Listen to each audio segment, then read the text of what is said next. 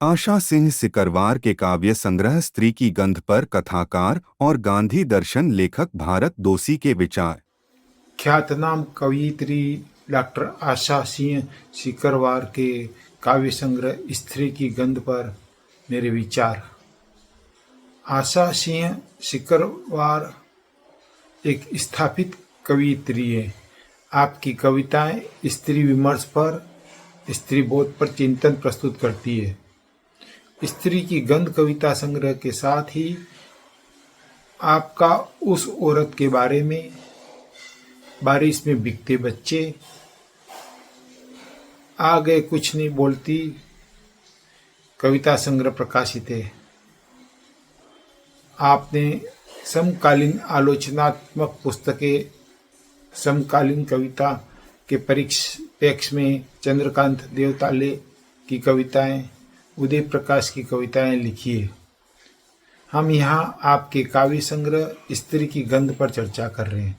जैसा कि शीर्षक से ही स्पष्ट है कि स्त्री की अपनी अलग पहचान है, उसका अपना वजूद है।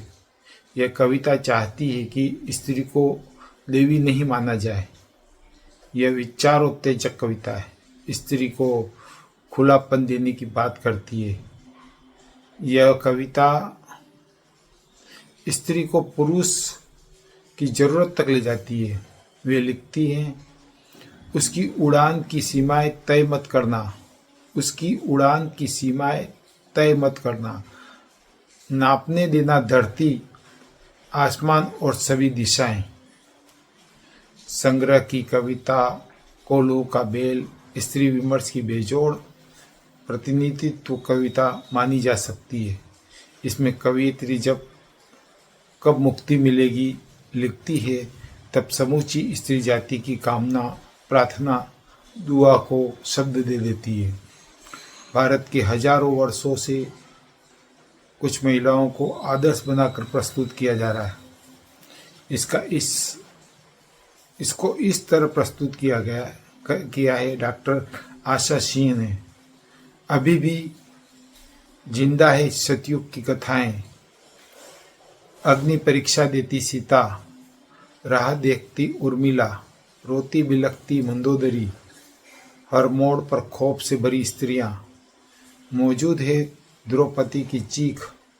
इस संग्रह की ध्वनि स्त्री प्रधान है।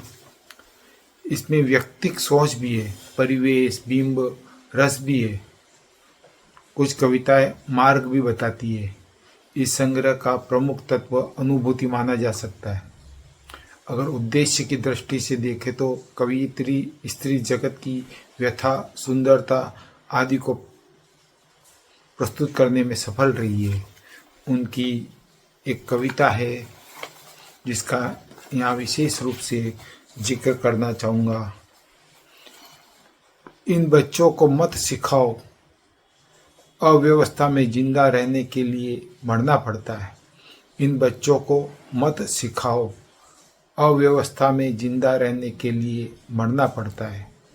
हम नहीं लिख सकते कविता, हम नहीं लिख सकते। बहुत बेहतरीन कविता है। धन्यवाद।